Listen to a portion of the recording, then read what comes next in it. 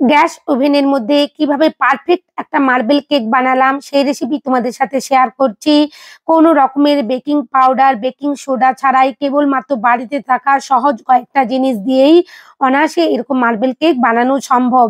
দেখো এখানে আমি মিল্ক নিয়ে নিয়েছি ৩ থেকে ৪ টেবিল স্পুন। এখানে 1 টিস্পুন ভরে কফি পাউডার দিয়ে দিলাম। আর এখানে 2 টেবিল স্পুন কোকো পাউডার। একসাথে কফি পাউডার আর কোকো পাউডারটা মিল্কের সাথে মিশিয়ে নিতে হবে। একধারে রেখে দিয়েছি। এরপর রুম টেম্পারেচারে রাখা ২ টো ডিম নিয়ে নিয়েছি। খুব ভালো করে বিট করে নেব। এভাবে কিন্তু ৫ থেকে ৬ মিনিট বিট করলেই একটা ফোমি ভাব হয়ে যাবে। আমি চিনিটাও ১ মিনিট ডিমটা বিট করার পরেই চিনিটা আমি এখানে স্টেপ বাই স্টেপ ৩ থেকে ৪ টে ধাপে দিয়ে দিয়েছি। একই রকমভাবে আমি দেখো বিটারের কাঠা একেবারে হাই স্পিডে রেখে খুব সুন্দর করে এখানে আমি বিট করে নেব। যতক্ষণ না পর্যন্ত চিনি আর ডিমটা মিশে গিয়ে একটা ফোমি ভাব হয়। এগুলো কিন্তু একটু লক্ষ্য রেখে কাজগুলো করবে। ভিডিওটা হয়তো দেখে মনে হচ্ছে অনেকটাই ছোট, কিন্তু না, এটা এডিটিং এর জন্যই। কিন্তু পারফেক্ট ভাবে একটা কেক বানানোর জন্য আমার কথাগুলো তোমাদেরকে অবশ্যই কিন্তু মন দিয়ে শুনতে হবে। এখানে ফোমটাই রেডি করতে আমার সময় লেগে গেছে ৫ থেকে ৬ মিনিট। দেখো খুব সুন্দরভাবে রেডি হয়ে গেছে। এই পর্যায়ে আমি ভ্যানিলা এসেন্স দিয়ে দিয়েছি। আর তেলটাও দেখো আমি এখানে ধীরে ধীরে দিয়ে দিলাম। সমস্ত কিছু উপকরণ আমি ডেসক্রিপশন বক্সে দিয়ে দেব, তোমাদের কোনো রকমের অসুবিধে হবে না। এখানে দেখো আমি 2 ড্রপ অরেঞ্জ এসেন্সও দিয়ে দিয়েছি। আর এখানে দেখো স্টেনারের সাহায্যে আমি সমস্ত ময়দাটা খুব ভালো করে চেলে দিয়ে দিলাম।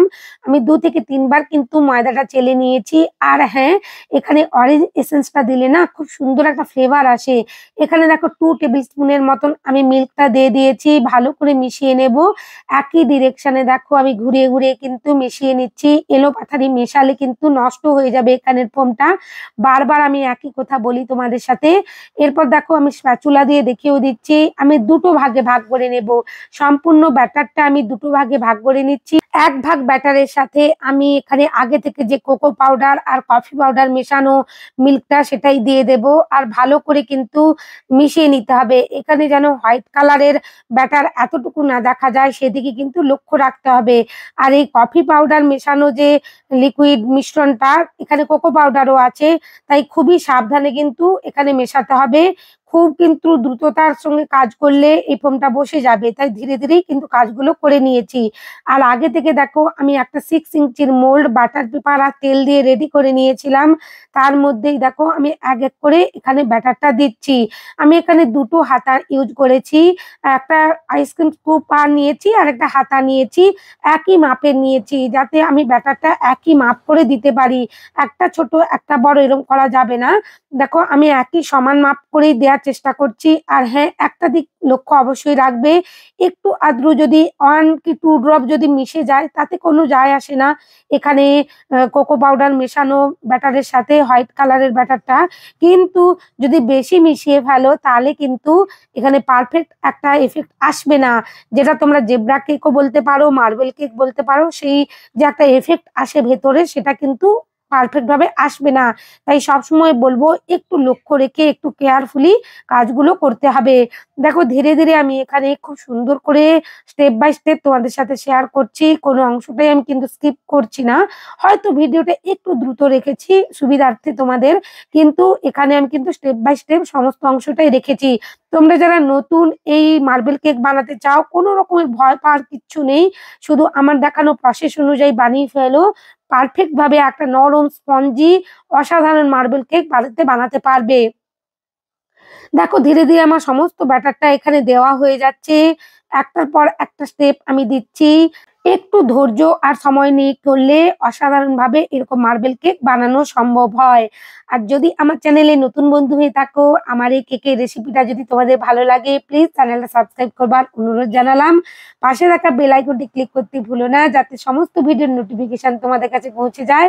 আর লাইক শেয়ার কমেন্ট অবশ্যই করো। তোমাদের লাইক শেয়ার কমেন্ট আমাকে নতুন নতুন কাজ করতে উৎসাহিত করে।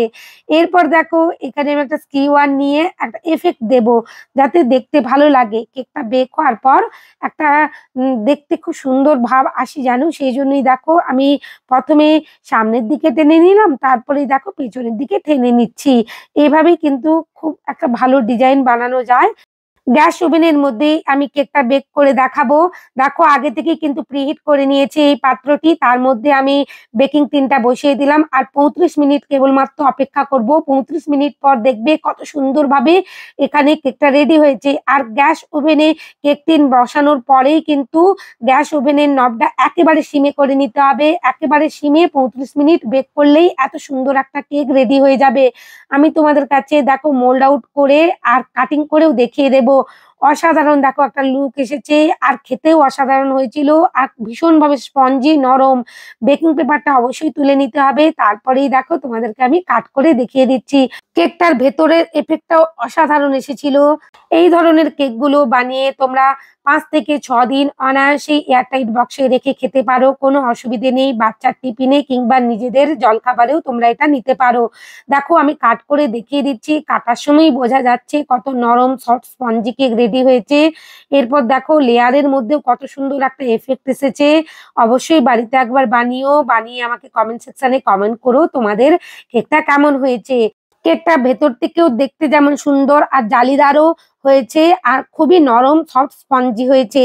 তোমরা সবাই খুব ভালো থেকো। অনেক ধন্যবাদ তোমাদের আমার ভিডিও দেখার জন্য।